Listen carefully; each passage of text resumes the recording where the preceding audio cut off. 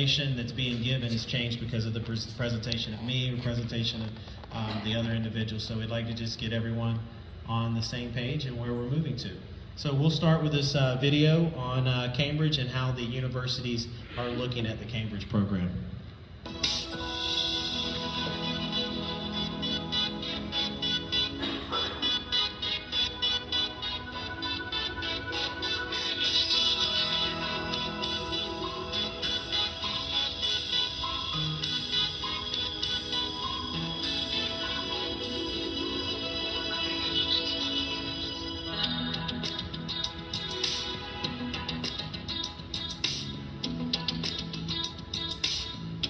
My definition of a successful student is someone that becomes very engaged when they're at the university.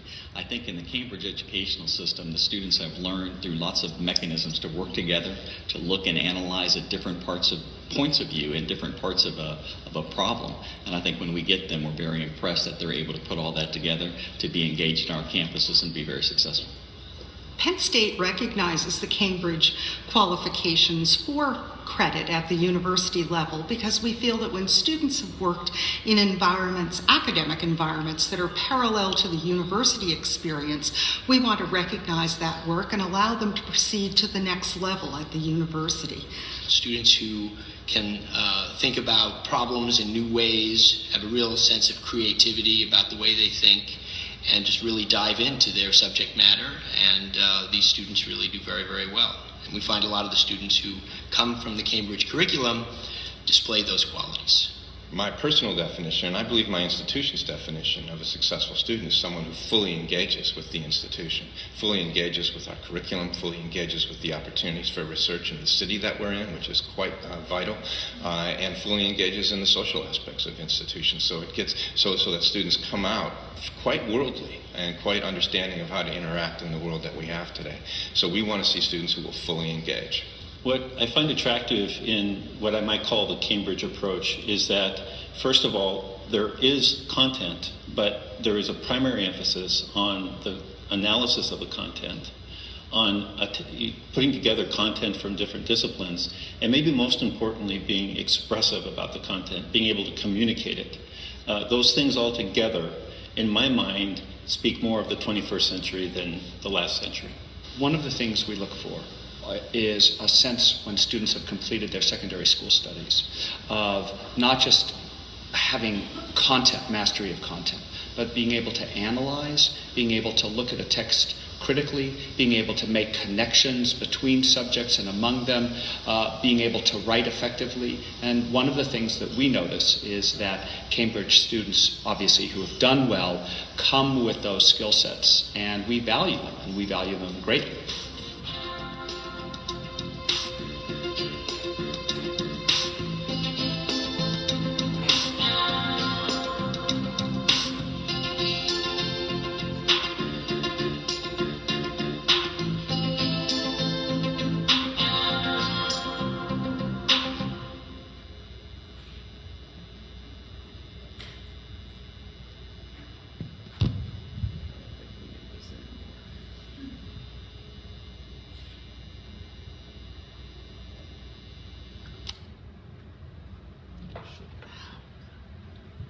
Shocks me again.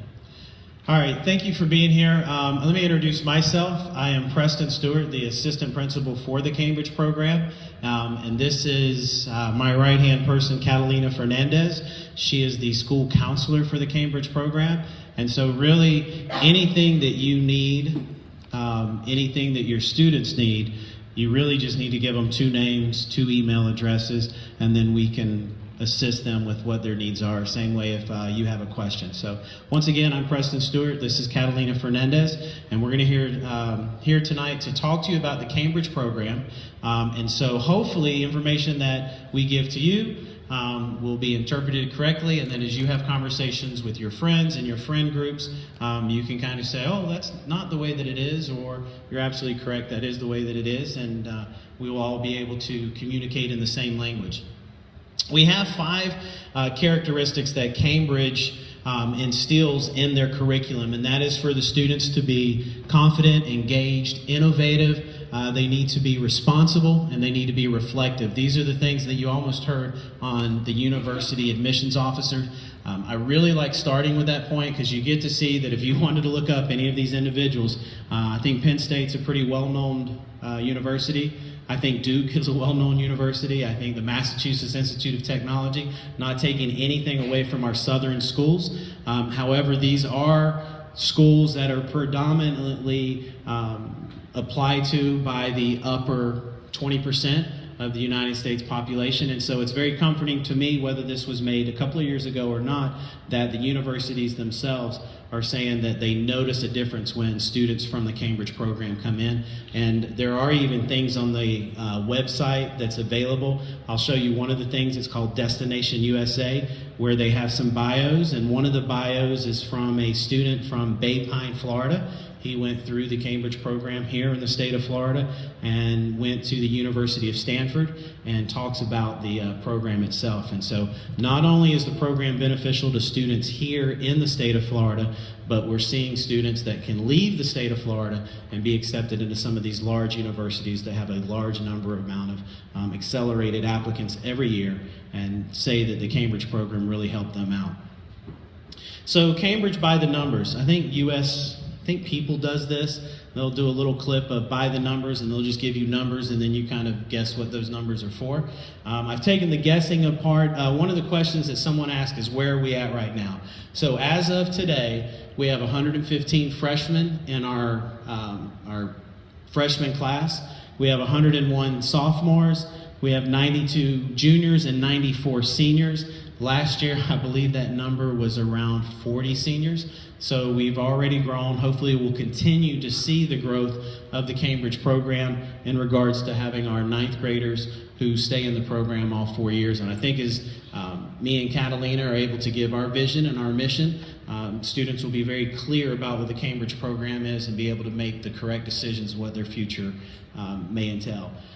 I was also asked about completion of the program.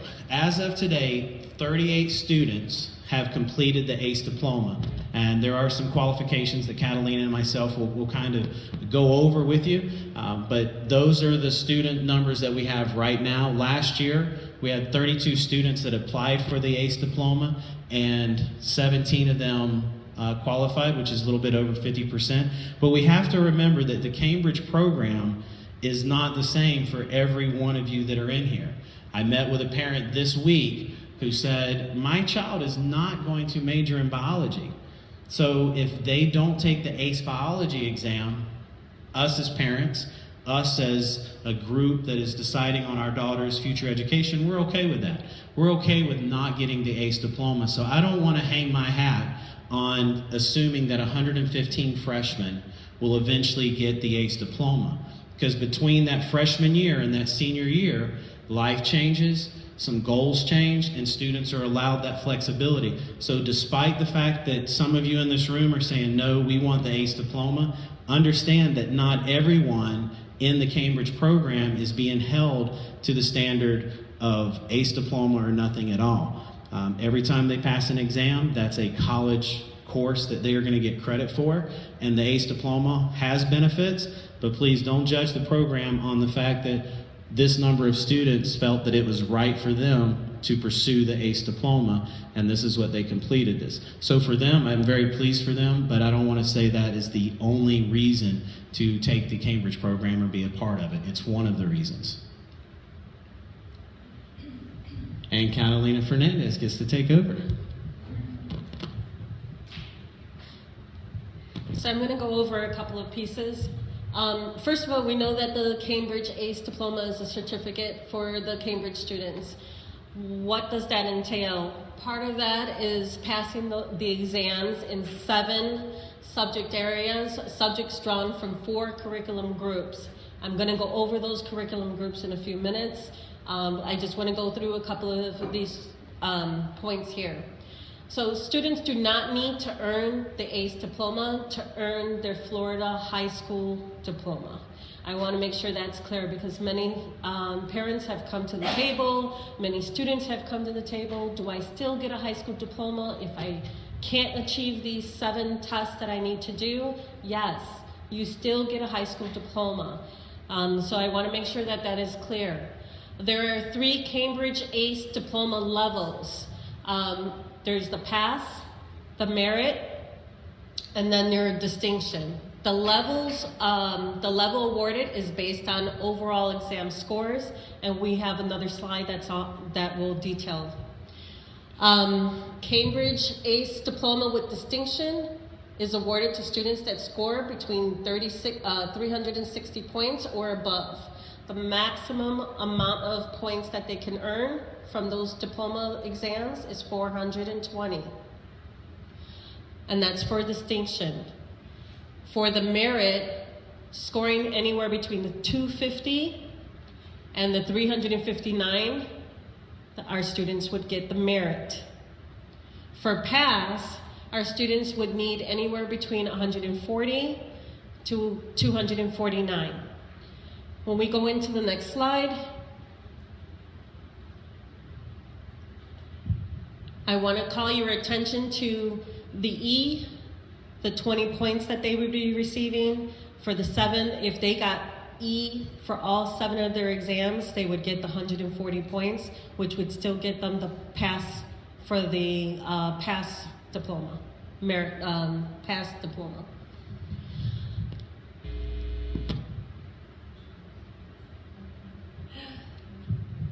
On this chart, the first area I just want to make note, that's for our A level. We currently only have 1 course that we are providing at an A level. That's our Global Perspectives A level.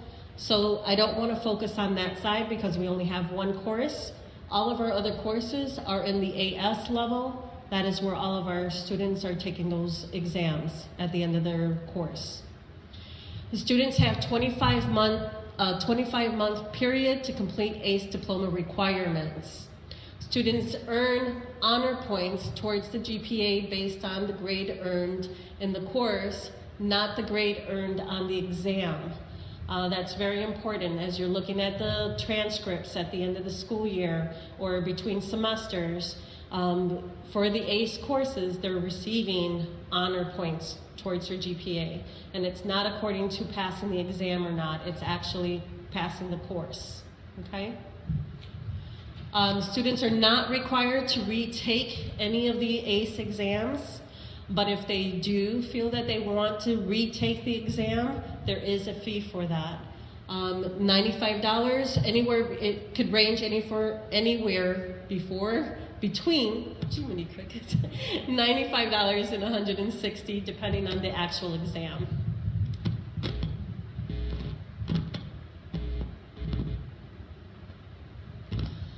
AS level courses, they're all 1-year courses. The A level courses are a 2-year course. They do have to do the AS level as a prerequisite in order for them to take an A level course. But that 2-year is counting the first year that they took the AS level, okay? Again, we only offer the 1 course right now. We are considering adding business as an A-level course as well.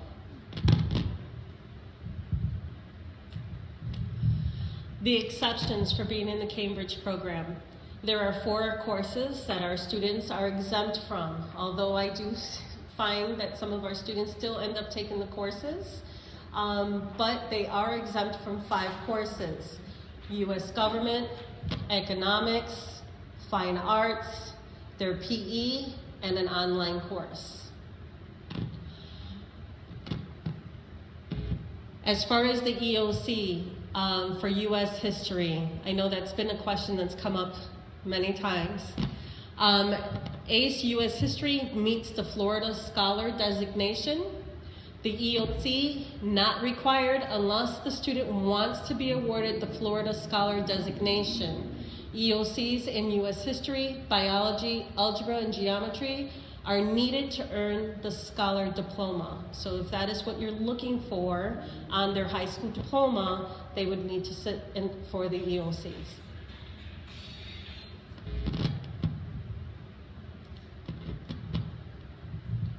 when we're looking at the 7 credits that the exams that they're looking at taking, these are the areas where they would be looking at for those 7 exams.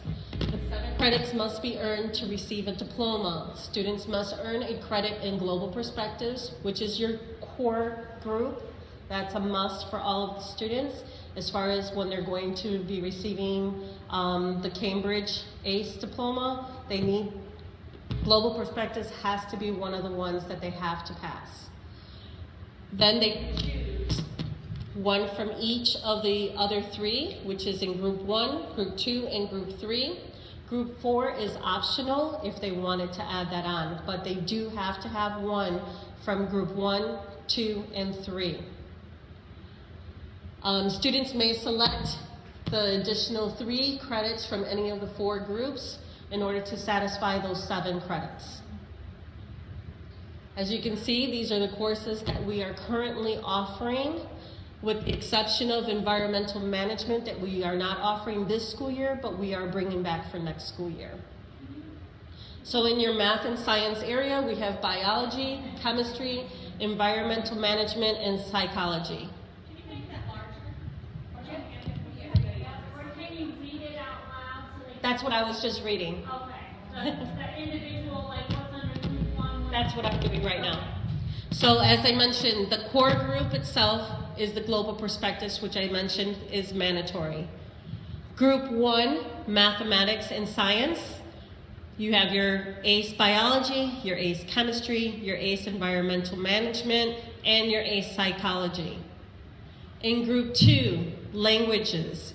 We only offer 2 in that area right now, one of which is our ACE English language, and the other one is our ACE Spanish language. Unfortunately, we don't have any other languages that we provide here on campus. And in order for them to take the ACE Spanish language, they should have already completed Spanish 1, 2, and 3 before they could sit in the classroom for ACE Spanish language, okay? And that could be pre-ACE Spanish 1, pre-ACE Spanish 2, or it could just only be the Spanish 1, 2, and 3. For Group 3, Arts and Humanities, we have our art design, our business studies, our English literature, our geography, our U.S. history, our psychology, and our media studies. Media studies is brand new this year. This will be the first year we are offering that. Our U.S. history, all of our sophomores take the U.S. history, and then our psychology, if you can notice, it's in 2 different areas, so it can count in one or the other area. So if they did not score for their ACE biology or chemistry, or considering we didn't offer environmental management this year, they can use the ACE psychology in that area instead of in the humanities area, where we have more of a selection for our students. And then our Group 4, we have our thinking skills, and then our A-level global perspectives.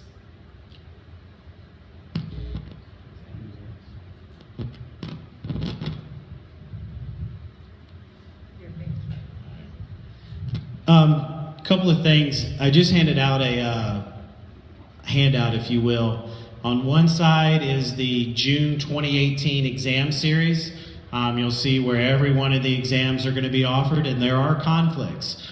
There are exams that are offered in the afternoon that your student might be in both of those classes, and Cambridge would ask for us to work around it. There's some timetable clashes where we can get around it, but you have to understand this is an international exam, and so having a student take one exam and then immediately taking another exam is well within the framework, because most of the exams are an hour and 15 minutes.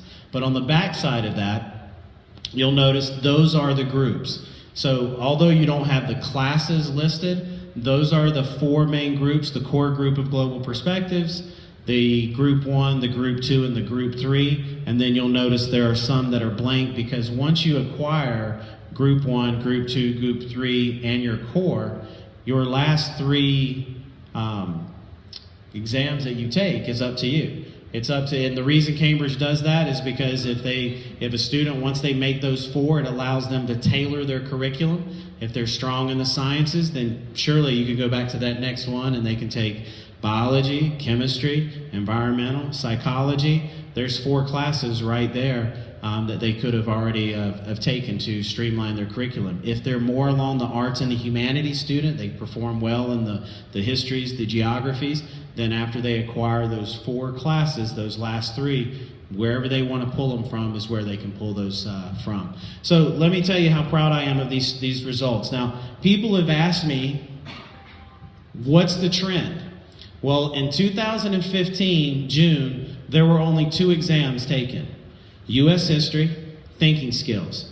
So I think it's unfair for me to say, based on 25 students that took history and 29 students that took thinking skills the very first year, what type of progression that we've had. So this is the first year, June 2017, where I think we're starting to get some reliable data that then can pass on to 2018 and start doing some comparisons, 2019 and start doing some comparisons. So the first time we offered it was June 2015. Those students took 2 exams, history and thinking skills. June of 2016, you see a lot more exams being offered. I don't have that data up here, but we're almost at a full level by June 2016. And June 2017, where we're at here, you'll see that if we go back to a previous slide of the groups, Group 1 had environmental management on it. Group 1 had psychology on it. If I go to these results, we see that 96% of the students earned Group 1 last year. If we go down to the psychology, we see that 74% of those students earned that exam. Once again, they qualify for Group 1. Psychology is a little different, qualifies for Group 1 and Group 3. The student can't double dip, but they can. So if they've passed environmental management last year, and they've also passed the history, they've already taken care of 2 of those 4 groups. The Spanish language is 100%. I think the first year it might have been 99%. We have a very good pass rate. And you have to remember on the back of that sheet, the calendar sheet that I gave you, there are only 2 options for Group 2 because we don't offer French language, we don't offer Chinese, we don't offer the other language that are available. We have 2 languages. One is English language, as they take their 11th grade year, and the other is our Spanish language. Without passing one of those 2, getting the ACE diploma is not going to happen. So that's why I go back to my earlier statement that ACE diploma is not everybody's end result. Some individuals might be okay having 9 classes, 9 ACE classes that they passed, 9 ACE exams that they passed. However, because they weren't in those groupings, they won't get the ACE diploma, but what they will still get is a Florida high school diploma, and they'll still get 9 times 3 is 27 college credit hours. And we'll talk a little bit about that because I know we've had discussions that all the universities aren't accepting this, that we've had problems as parents getting this, and I'd like to dispel those rumors with some charts that I have later on. Let me go back up here and take a look at as well as the global pass rate. You'll notice that Pasco High School is higher than the global pass rate in everything that you see up here, except I believe without me looking 3 areas. And I think those 3 areas are geography, biology, and chemistry. And you might find another one that I've missed, but I think those are the 3 that we were lower than the globe. And I can tell you that geography, it's the 2nd year.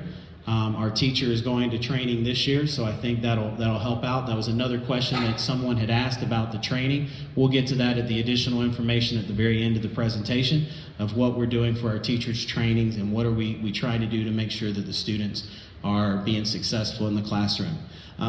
If you are an individual that quickly looked up there and said, those are great stats, Preston, can you tell us about biology and chemistry? I'd love to tell you about biology and chemistry. So the first year that biology and chemistry was given was June 2016, and I believe we had 7 students in chemistry and the percentage was still about the same. This year, the percentage is about the same, but we had over double the number of students that actually acquired the credit. There's also something that I can't verify without going a little bit deeper into the research, but I have a theory that internationally, math and science is a stronger curriculum internationally than possibly in the United States on a general statement.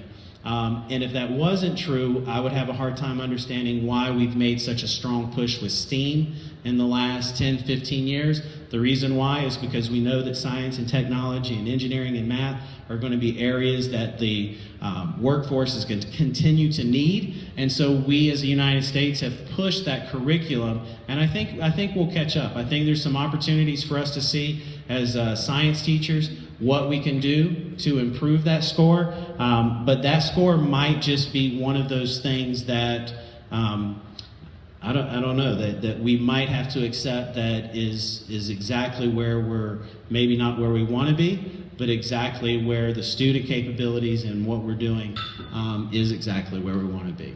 All right, next slide. Cambridge acceptance. All right, so great, we've passed these exams. Students are working on their ACE diploma, or they're choosing to go another route. What are we doing for the university? Because the reason why I assume that your students are taking a Cambridge course is the same reason students are taking advanced placement courses through College Board, or the same reason they're taking IB courses through the International Baccalaureate program, and that's the opportunity while I'm in high school, I can also earn college credit. So, what if the universities aren't accepting? What if the universities say we don't know who Cambridge is? Then we've spent a lot of time and a lot of our students' time in not giving them the correct information. In other words, we told them that this would happen, and now we're having to say that it's not. So let me just show you real quick a document that is on our page. And this document is by the state of Florida. Legislative branch, the state of Florida, the ones that are making statutes, the ones that are controlling public dollars, the ones that oversee the public universities in the state of Florida. If you go to our webpage, and on the right-hand side, you click on college recognition, and then if you'll scroll down a little bit more, there you go. There's credit by exam equivalencies. So if an individual, one of our staff or someone in the community says that these universities are not accepting my child's credits, there's follow-up questions if I was having a conversation with that person that I would ask. Number one, what was the score on your child's test? Was it an A, which is the highest level? And just real quickly, if you wanted to write this down, the way that Cambridge does their scoring, A, B, C, D, and D. How many of you are familiar with Advanced Placement College Board? Heard it before? Okay, the way that College Board scores their exams is 1, 2, 3, 4, 5. If a child gets a 1 or 2 on a College Board exam, no university accepts credit for it. It's not considered passing. So there's essentially 3 scores that College Board has. Level 3, Level 4, Level 5. If your student makes a D or an E on a Cambridge exam, that is equivalent to a 3 on an AP test. If the student makes a C, a B, or an A, that's equivalent to a 4 or 5 on an advanced placement test. And the universities are aware of this. But I will... So I guess that, yeah, it's kind of backwards, yeah, as far as the number system goes. You could say that, that the lower qualifications still are passing for the universities. I know a former student that is a calculus teacher at Strawberry Crest High School. This student, when they were a senior, made a 5 on their calculus test. University, and this was probably 10 years ago. University of South Florida struggled, now the 5, that's the highest you can get, struggled with giving the student calculus credit. The student eventually got calculus credit, no harm, no foul, but you have to understand why a university does what a university does. University is creating a program that is going to issue a diploma in college from the College of Education or the College of Engineering. They have a path and a progression that they protect. They want to make sure that when they give that diploma, when they give that degree, that there is some validity to that. So depending on the university, depending on the score that they got, there might be a fluctuation as far as what credit is given, all right? And that's that's the professional way that colleges have worked that I've been familiar with for the last 15 years. So it's just one of the things that they do. But the state of Florida has this document. And if you'll take a look, I know it's hard to see this, but it says the following list represents the recommendations of the Articulation Coordinating Committee. Institutions must use the course number listed, and I'll read that again. Institutions must use the course number listed unless it would be advantageous for the student to award a specific course number with equal credit that satisfies the program. State of Florida, July 1st, 2017.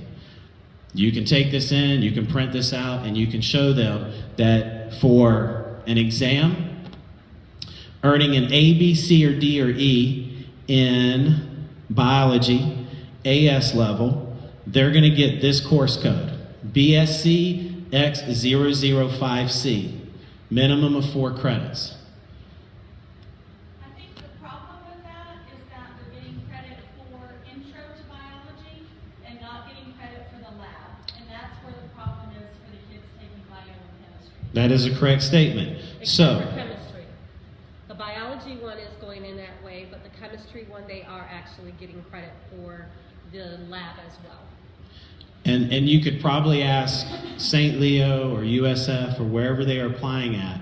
The reason being is because of that lab component. The university wants to make sure, regardless of the curriculum taught, advanced placement, I bet if you ask them, my student got a 3 on advanced placement, maybe even a 5 on advanced placement, the answer would still be the same, that we'll give the intro credit, but we're not going to give the actual full lab credit of that course. And that's up to the discretion of the university.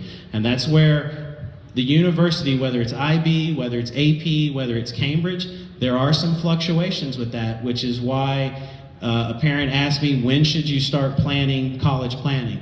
As soon as your student starts taking a high school course, you should start asking the question, what are my top 5 universities? What are my top 10? What are my top 20 universities? Are any of these universities out of the state? Because this document is for the state of Florida. It's for public universities in the state of Florida. University of Miami is not a public university, it's private. Florida Southern in Lakeland, not a public university, it's private.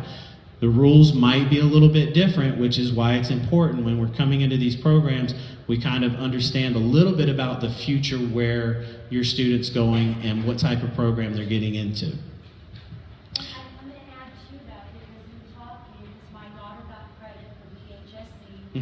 They only gave her the 3 credits for the bio, and then that extra credit they are giving to her, because I quoted, well, you've got to give her 4, credits, so that other floating credit is an elective.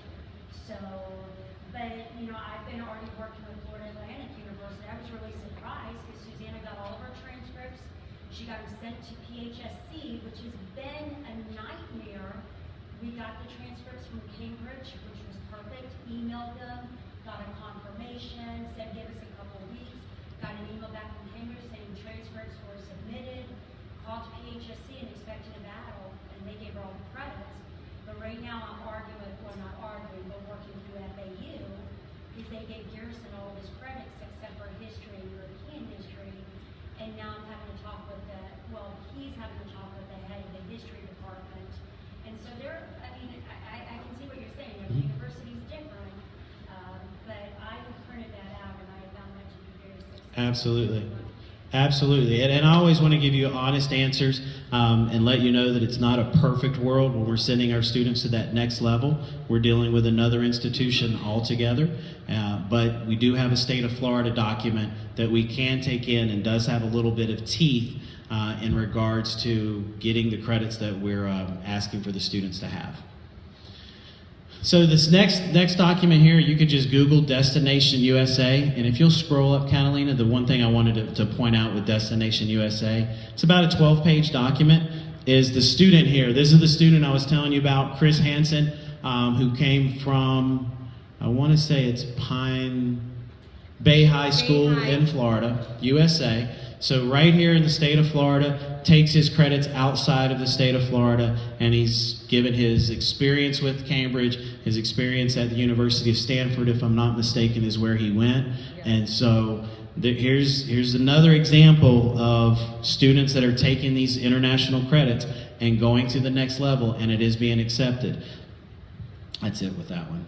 You didn't want to show the map? There was more stories, and then at the very end kind of shows you a map of the recognition across the United States. You can see a lot along the eastern seaboard, Florida being among those. You can see where the major universities or the major institutions are accepting the Cambridge credits. And once again, this is all you would have to do is just Google Destination USA Cambridge, and it should take you to this PDF if it's something that you want to look at and view. Excuse me. Yes. You're saying accepting the credits, but are they accepting them as electives or accepting them for the general subject that they are? In the state of Florida, I can tell you exactly based on that document what they would accept it for. And like we said earlier, some of it is an elective credit. For instance, the Global Perspectives is like an independent study credit that's given, but they're still given 3 credits for that. If you took it outside of the United States or outside of Florida, then we would actually have to look at what that university's asking for. But on the main Cambridge side, there is a university recognition where you can put the state, you can put the college, what you're looking for. It'll pull up that college's website, and you can get the information firsthand to see what that is accepting. My guess is with Cambridge putting the University of Stanford up here, that young man, whether he got all of his credits, he was getting the majority of his credits, or he would not be recognized as being in their brochure. But outside the state, there is something that you would want to check on to make sure that those credits will transfer. But inside the state, I would go to that document right there and say these are the course codes that we cannot have to do. American universities are responding enthusiastically. Students are awarded college credit. I was just asked this question. If they don't get the ACE diploma, do they still get college credit? Absolutely. For every test a student passes, they will earn college credit for. How that college credit is applied, I can tell you by the articulation document. Taking it outside of the state, we would have to look at that state and see what they offer. Students can be awarded up to 45 hours. That is in conjunction with dual enrollment. So the question comes once again, is dual enrollment better than Cambridge? I don't know. Is your child going to perform better at a dual enrollment than they do at Cambridge? That's an individual question. That's a question, you know your child best. I would say that they are equally doing the same thing. They are accelerating the student's individual path. Whether you take dual enrollment, whether you take Cambridge, IB, advanced placement, the whole goal of it is to accelerate their path, possibly even saving the family some money. An AA degree is probably between $10,000 and $12,000, just depending on where you're getting your credits from. And so this is an opportunity. We do not offer enough ACE classes to get that 45 credit hours. I mean, you saw the ACE classes that we offer up here. As we start expanding, maybe we have A level, AS level, and it'll offer more opportunities. But I can say that working with dual enrollment, working with Cambridge, it is a possibility for those students to earn their 45 credit hours before ever leaving the high school. All right, the other question came up about Bright Futures and the tuitions. This is one of the benefits of the ACE diploma and IB diploma as well. The state of Florida says that if you pass your 7 courses, you earn your ACE diploma, they will give you 100% of the Bright Futures tuition scholarship program without having to take an SAT or an ACT or having a GPA requirement. So the question was, is it possible for a student to have a 2.7 GPA, 1100 on their SAT, which is 190 below where the 100% for every other student, and have their 100 community service hours? That's the one thing they don't waive. The state does not waive the 100 hours. Everyone does the 100 hours. My answer is yes. Now, if you did not have that ACE diploma, you tried for the ACE diploma, you've gotten your college credits, but you can't get the ACE diploma, then in order to get the 100%, you would have to have a 3.5 GPA. You would have to have a 29 on your ACT or a 1290 on your SAT and your 100 hours. But a benefit of that diploma is getting away from some of the other requirements that the state of Florida requires, and that would be the SAT, ACT score, as well as the GPA. So a couple of things here is basically what I was saying to you is that the GPA requirement, SAT, ACT requirement is waived with that ACE diploma. How does getting the ACE diploma senior year impact the scholarship award? So the reason why I want to start moving our ACE offerings, and there's not going to be many of them because of the level of curriculum we're dealing with. We're dealing with college curriculum. We're dealing with a 14-year-old mind.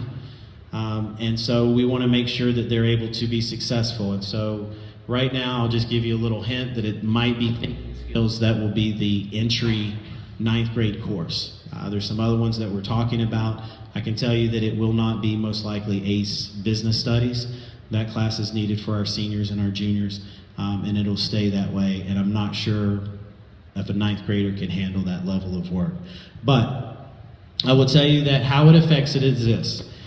If your student gets their ACE diploma June when they graduate, the scores do not come back until after you've registered, you've been accepted for your first year or your first semester of college.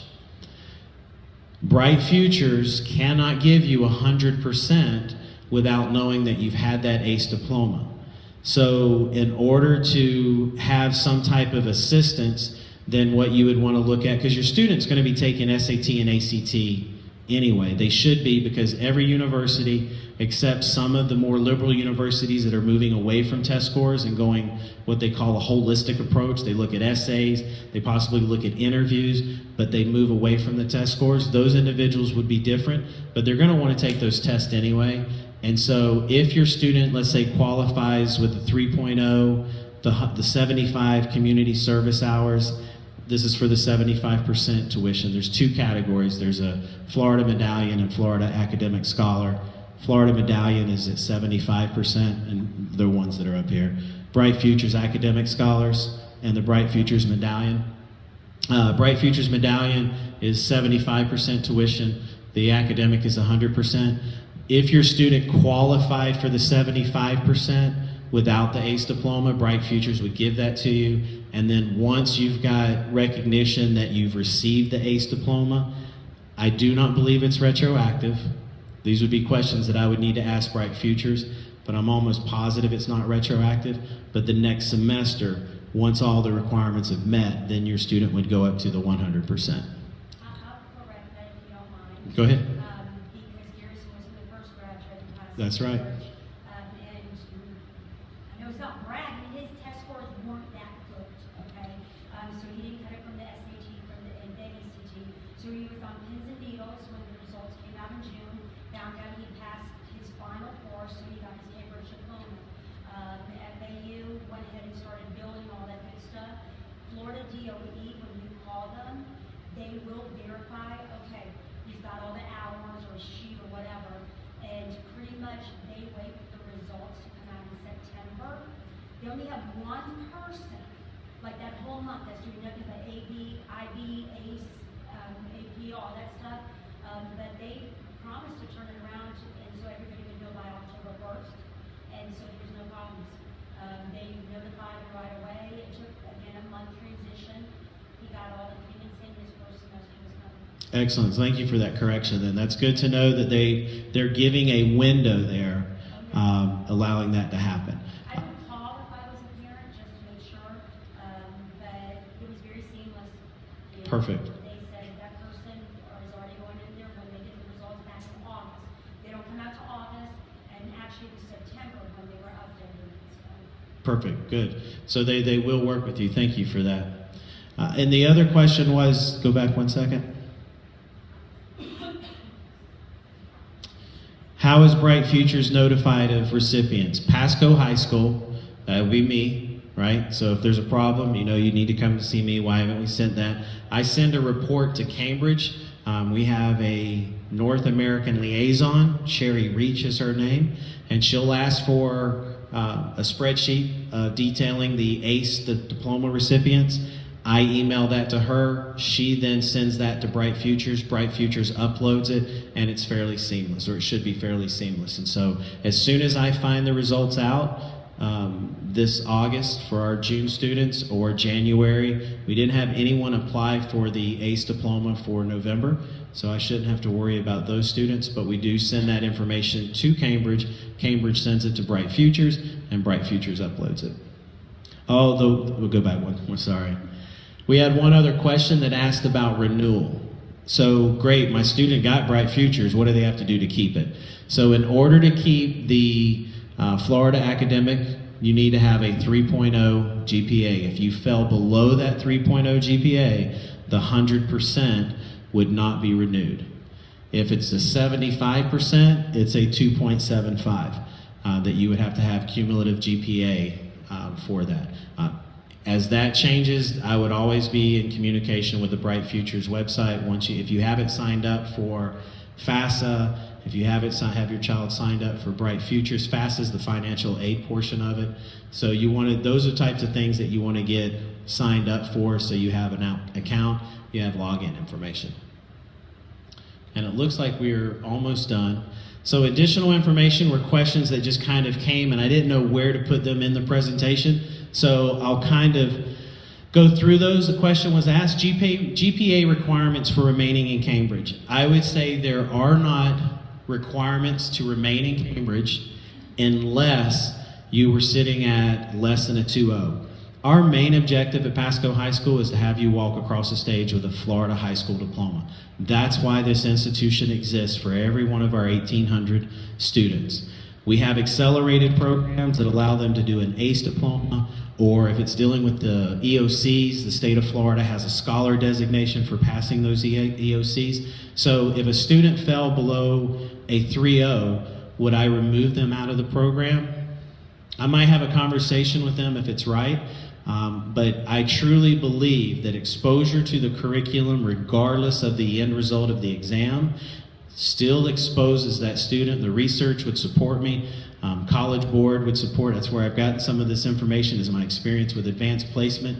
And having that exposure prepares those students more than not having that exposure.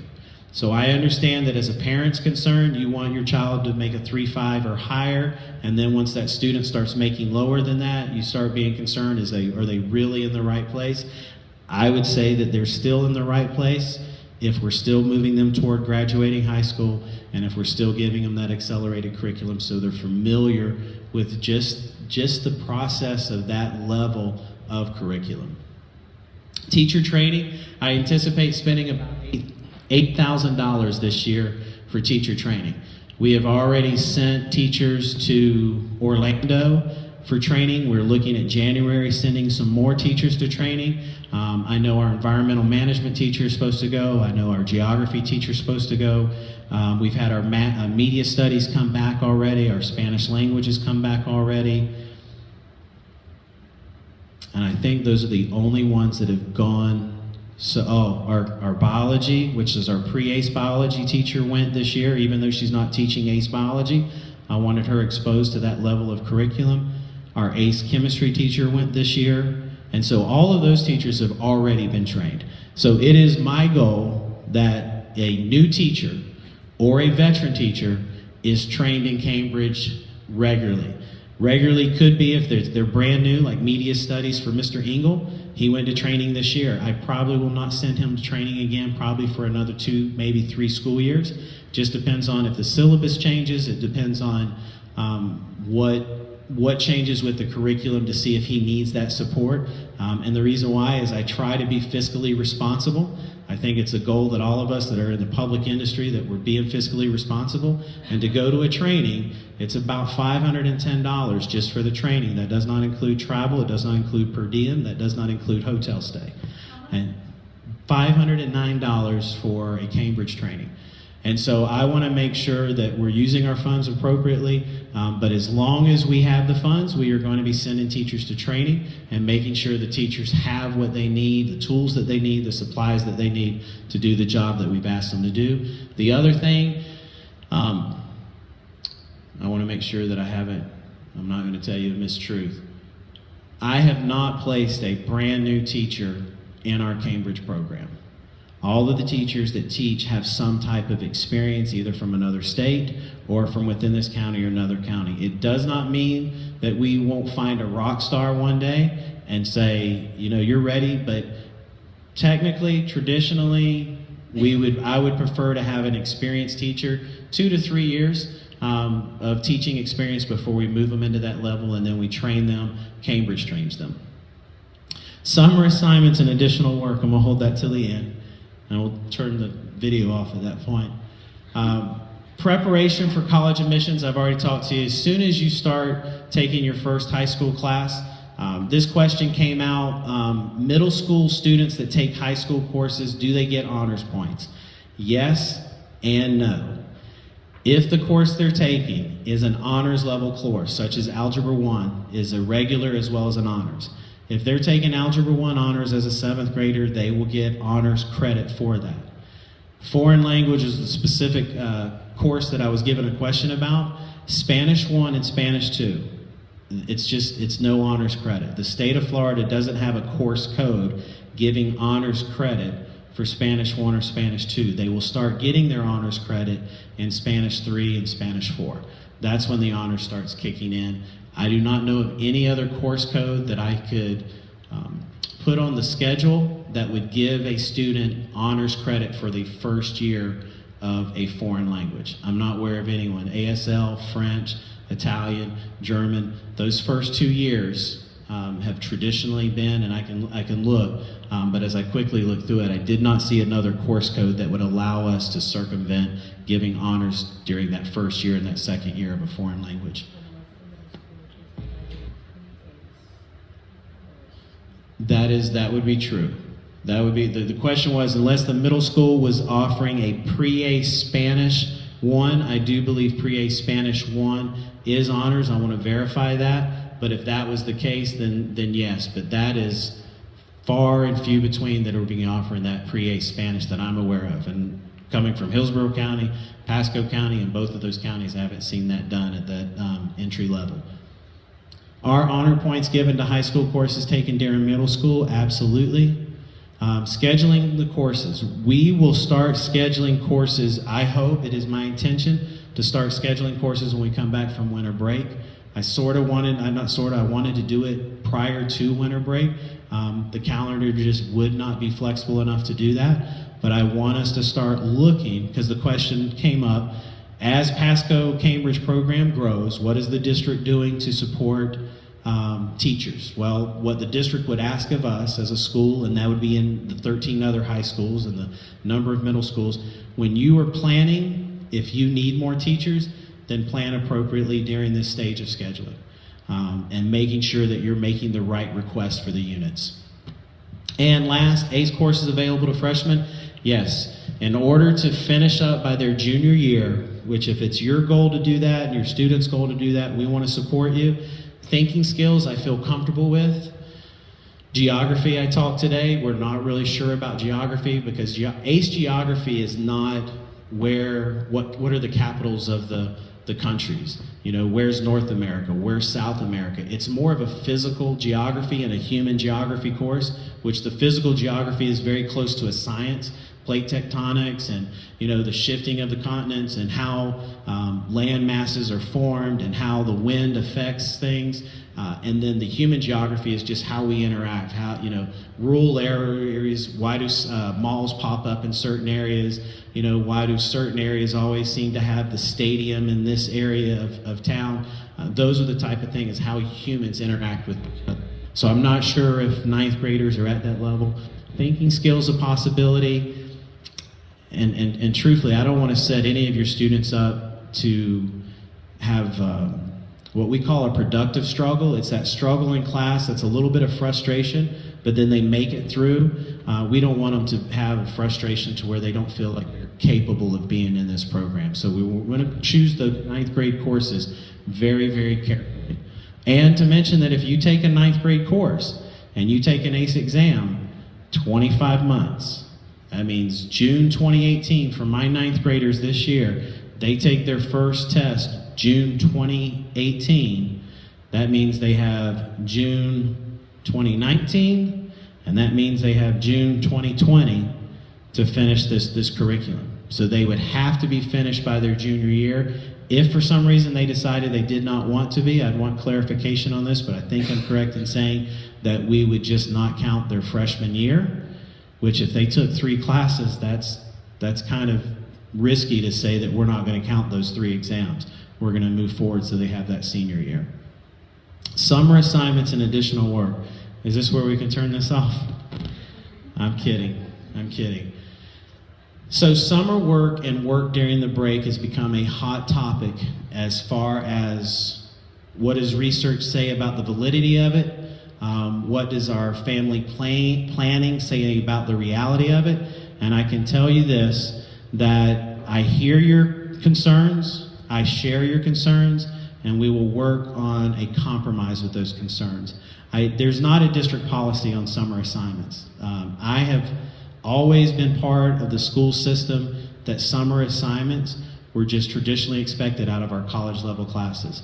AP teachers do it, IB teachers do it. It doesn't mean that Cambridge teachers have to do it. I'd like to see the research, I'd like to see some validity of doing it, and more importantly, if we are going to find some validity to it, that we do it with common sense and not send students home with 3 hours of homework for 6 ACE classes while they're trying to do Thanksgiving, while they're trying to do winter break, while they're trying to do cruises during the summer.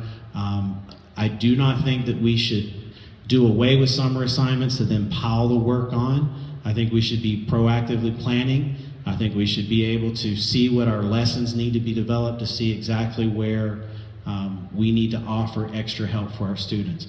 I do not have a concern if a teacher says, you need some extra credit. How about doing this over winter break? You failed the last 2 tests. How about doing this over Thanksgiving break? So an opportunity to improve your grade, an opportunity to recover some work. I definitely think that I don't have a problem with my children doing it, and if I don't have a problem with my children, I wouldn't have a problem with your children doing it as well, because that's helping them out. But brand new assignments, not knowing the instructors, not knowing what they exactly want, could cause a level of anxiety about the course over the summer that none of us want our children to deal with as they're coming in. So it is a concern. I share your concerns. I don't know what the direct answer is, other than we need to find a compromise with the instructional staff, and we need to find a compromise with our students of what they actually can handle. And resources. So I'm always hesitant. I guess I have a disease called DIY, do it yourself, right? Is that right? DIY, do it yourself. I just typically don't ask for assistance. And one of our parents said what was very helpful is the Cambridge parent group. I was part of like 2 meetings last year when I came on. Wonderful individuals, and I saw what they did, but I know that you guys are busy. I know that you have your job, you have your children's extracurricular lives that you're trying to balance, and a lot of you will say yes because you don't know how to say no. And so I never want to put you as a parent in that position. I always want you to want to be a part of our school. We need partners. I can't do it by myself. There are skill sets that I have and skill sets that I don't. Party planning is not one of them. Organizational planning like that isn't one of them. I mean, my idea, if you gave me homecoming, you might have a few balloons in there and turn off the lights and pretend what it looks like. My brain doesn't work on that Pinterest level. And so one of the parents asked, are we going to get this back together? And I really had a hard time trying to decide if we are going to get it back together, because I don't want to overwhelm anyone. But truthfully, I'm overwhelmed, and I need to ask for some help. And so I'm asking that if you feel that you want to be a part of the Cambridge Parent Group, here's some of the things that we're going to be working on: networking, planning activities, proposing fundraising ideas, assisting with the Cambridge senior planning, website resources, welcome orientation. There's a lot of things that go on that without your input, I don't think the program's going to be as successful as it could be. I think it'll be successful, but I think it could be more successful as we have more partners and more individuals that are knowing that we're not trying to close our doors at Pasco High School. I'll open them up and let you guys look around and kick the tires and ask questions and try to make it a better program. If you're interested, then you can either email myself, you can email Catalina. We are going to start meeting in January. I picked the 4th Thursday of the month. Literally no reason other than knowing that Tuesdays, I believe, are PTSA days. And so I try to stay away from that. I know Wednesdays typically have to do with faith-based organizations going out on Wednesdays, so I try to stay away from that.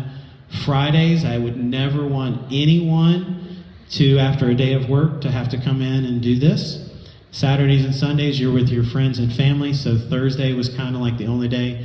Mondays just is the beginning of the week, and so I try to stay away from the beginning of the week because we never know what we're going to get after a weekend. So typically, we're going to keep it the 4th Thursday unless that changes. If you're interested, we will meet in the upstairs room, and we will do this at a time in which folks that work can get off, so probably 5:36, somewhere around there. And if we need to find another location to meet, I know that Beef O'Brady's is very generous with PTSA. I know there's other organizations in Wesley Chapel that would be willing to allow us to just meet.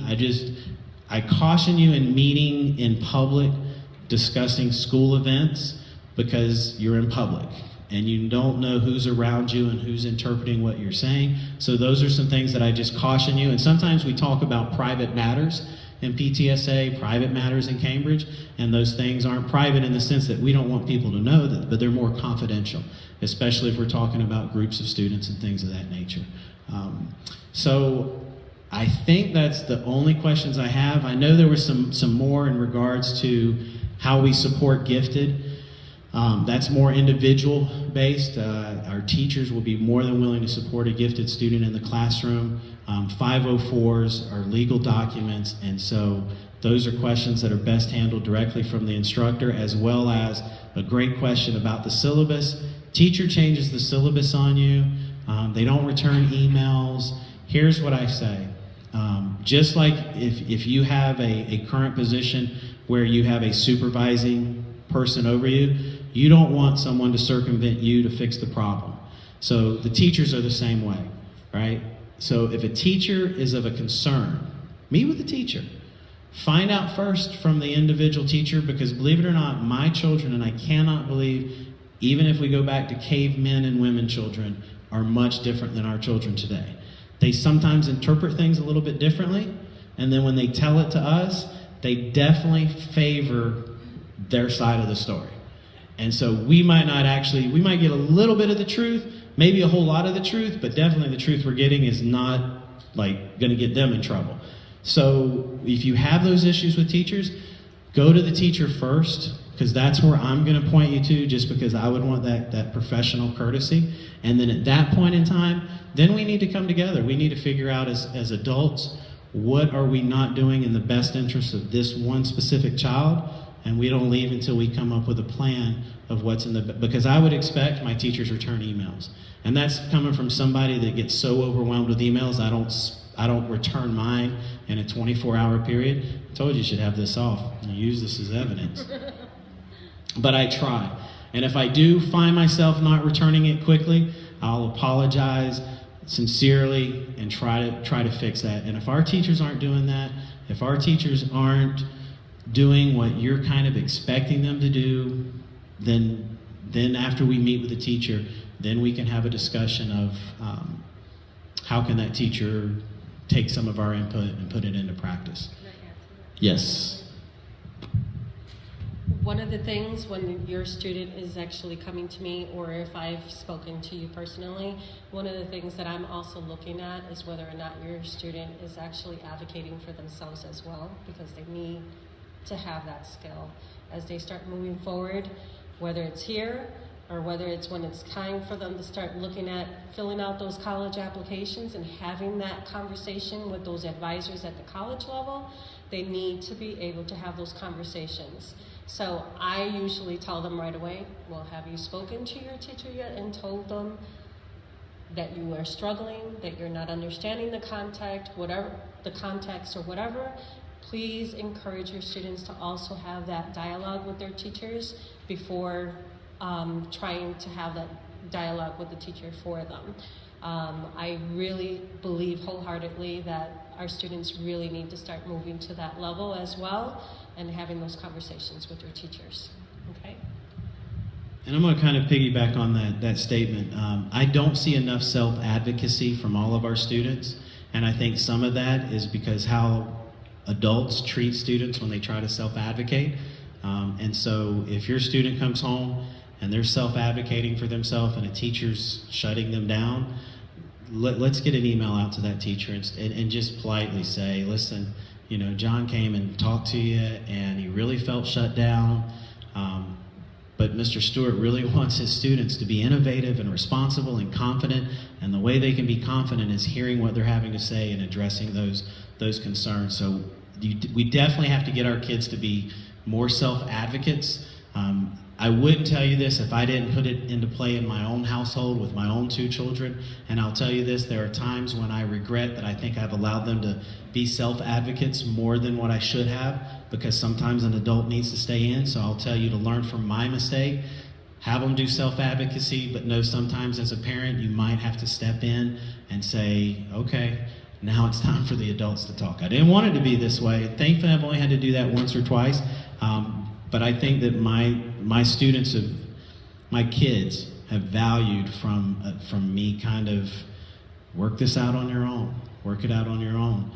Sometimes they don't work out at all, and that's the part that I regret. I didn't follow up with them and make sure they were working it out on their own. But I think that's pretty much, I mean, I know you guys might have more questions, and we are more than willing to stay around and answer those questions, but if it's not for the good of the group, then I would like to go ahead and adjourn. Ms. Enright, do you have anything that you adjourn with, a song?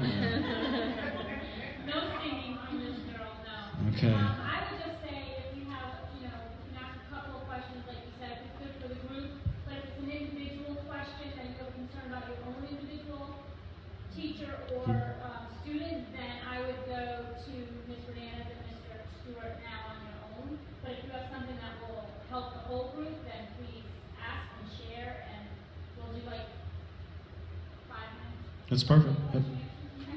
Yep. So, do the ACE exams go towards their GPA? No. Any percentage at all? No, 0. So, say our child is in, like, my kid and Megan's in media, Mm-hmm. and they're going to have to take an ACE exam at the end of the year. I swore that I heard the teacher say that it was a percentage of their grade, same globally. Are those percentages towards their GPA, or no? They're just a pass? So the teacher might have said that they will give an exam for the end of the year that could be a percentage. There's not a required percentage by the district anymore. The only required percentage is EOC US History, which our ACE kids it doesn't apply to them, and geometry. Those are the only ones. Because if they take it the last day of school, they're not going to know That's correct. what that ACE media exam grade is. That's So correct. that is not going to go towards Nope. a percentage of their Nope. report card. That's correct. That is a correct statement. So they don't necessarily have to take. I mean, what if they don't want? Like,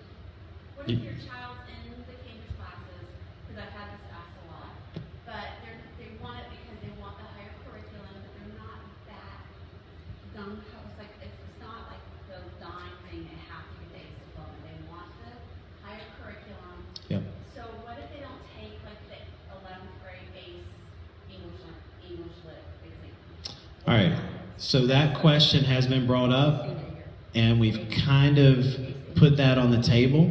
So the media studies is, let's use media studies. All right, ACE Media Studies, it's an elective. Students might already have their 7 classes for their ACE diploma, and they just don't want to take the exam. They've enjoyed the class.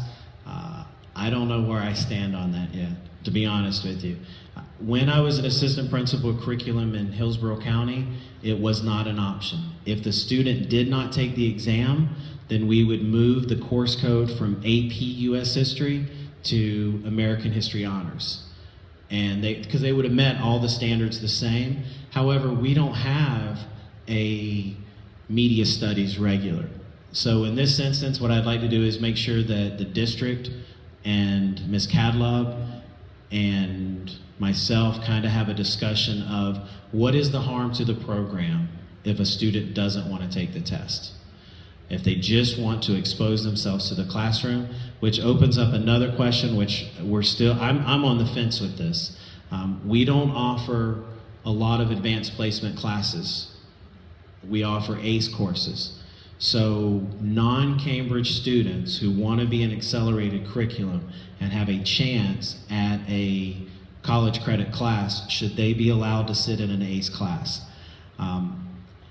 I'm on the fence because a part of me says yes, but another part of me says, how do I schedule it just for non-Cambridge kids? Because the last thing that we will be able to do is give up a seat, and I believe that we mistakenly, erroneously did this possibly for business studies. And so I want to make sure that if we're doing that all in the same classroom, then we are doing it the right way without taking away seats. Media studies is an excellent example of an elective that I think every student out here should have an option to take. But if they don't want to sit for the exam, then the district only stands to gain resources from not having to pay a test for a student that might just Christmas tree it.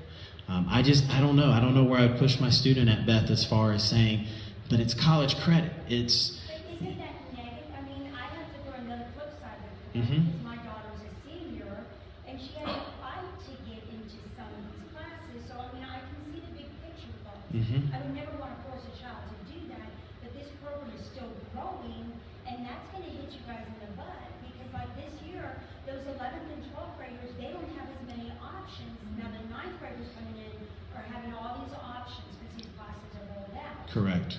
But I think you need to be very cautious with that. About allowing non-Cambridge in the... Well, that and students that are not going to be taking the test Right, because you're taking a seat away then from somebody who really wants to get A's, like my son, Mhm. and they have to fight at the beginning of the school year to get into classes so they can get their A's diploma. Correct.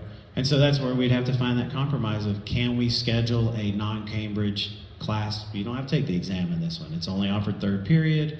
This is the one for those students. Or do we start looking at advanced placement options that we can start bringing back out here? To where students that aren't in the Cambridge program, what we do is we do offer that, but we offer it via online.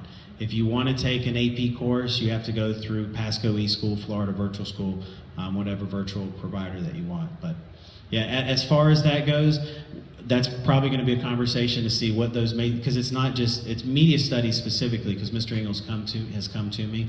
It's less of the ones that are required, like English language and English literature. Required, but if you, for some reason, don't take, I mean, if not taking the ACE exam for global or English lit or something, it's not gonna hurt you GPA, it's just going to hurt the fact that you're not gonna get ACE diploma. That's a That's correct the statement. question that's been up, because some people have said, well, I'm taking an ACE class, my kid's taking an ACE class as a freshman, but I don't want the thinking skills. I want Correct. to take the thinking skills, but I don't want them to take the ACE exam as a freshman, because I want them to have a little bit more time than the 25 months, and I want them to, have more time as a senior. Correct. So I know some kids that took ACE, Uh-huh. but didn't take the test. That's So correct. I'm just curious, because I've had people ask, well, am I just my kid going to get a lower GPA, Yep. or is it going to, It won't affect their GPA. It won't affect the additional honors points that are added on. It's just a policy procedure question to see where we want to fall at. Don? in my opinion,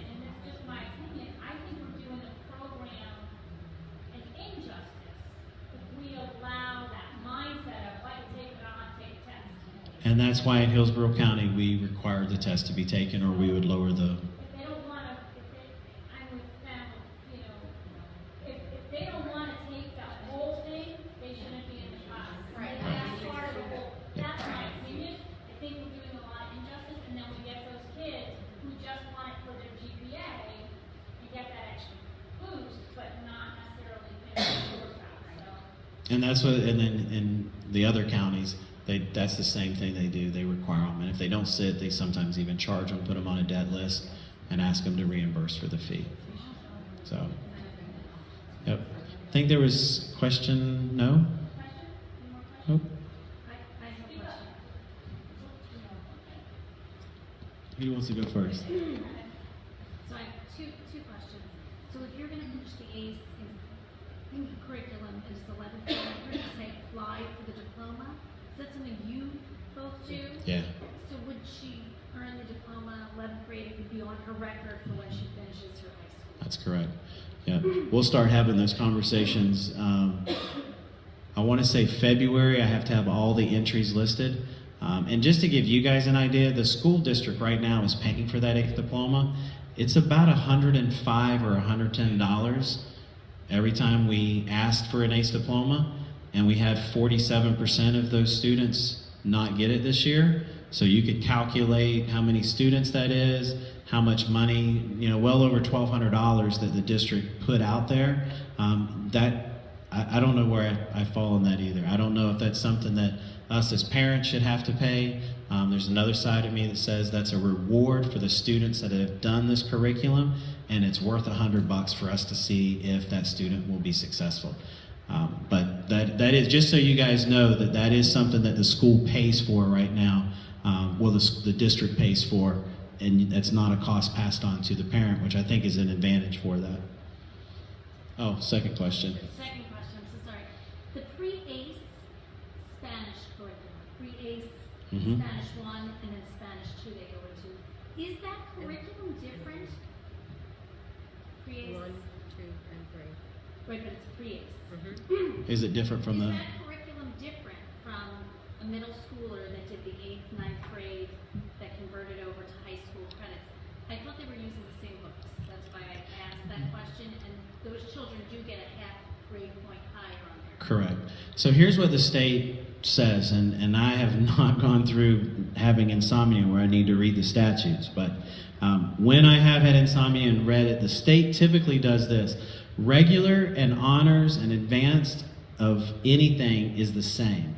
What they ask the teacher to do is increase the level of rigor, increase the level of content that they're giving. So they 100% could use the exact same textbook, but what's asked of the instructor, and there used to be a little asterisk there, that you're looking through this going, well, these look all similar to regular, what makes the difference? It's the level that the instructor teaches it at, as well as the speed in which the instructor teaches it at. Okay. Terry? Are there any ACE online?